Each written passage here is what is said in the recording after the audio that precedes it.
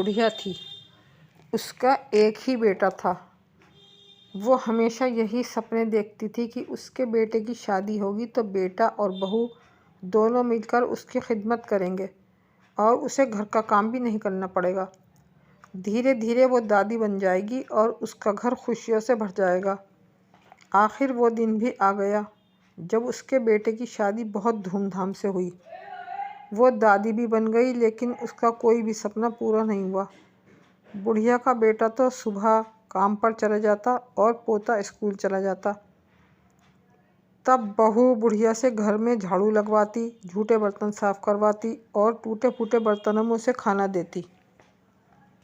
शुरू में तो बहू अपने पति और बेटे के पीछे ही बुढ़िया से झगड़ती थी, लेकिन धीरे धीरे वो अपने पति के सामने भी बुढ़िया से लड़ने लगी।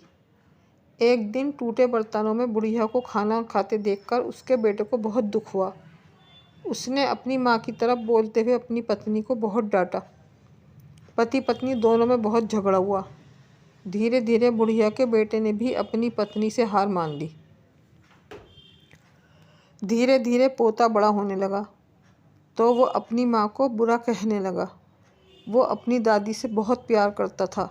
अपनी दादी को तकलीफ़ में देखकर उसे बड़ा दुख होता था, लेकिन अपनी माँ के डर से तो वो अपनी दादी की कुछ भी मदद नहीं करता था। फिर धीरे धीरे पोता भी बड़ा हो गया और उसका भी विवाह हो गया।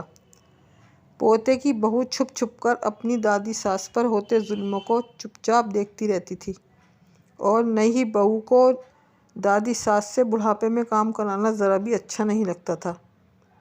जब कभी पोते की बहू अपनी बुढ़िया दादी की काम करने में मदद करती तो उसकी सास उसे खूब डांटती और नई बहू जब दादी सास को रोता हुआ देखती तो उसे बड़ा दुख होता था।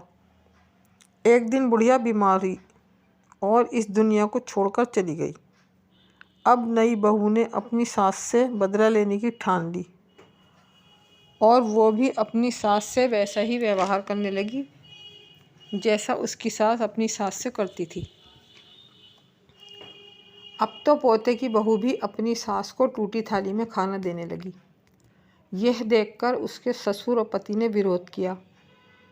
तब पोते की बहू ने उन दोनों से कहा, मेरी दादी सास जितनी मेहनती और सीधी थी और माताजी जब उन्हें टूटी थाली में खाना देती थी तब तुम कुछ क्यों नहीं बोले? उन पर होने वाले जुल्मों को तुम दोनों चुपचाप देखते रहे।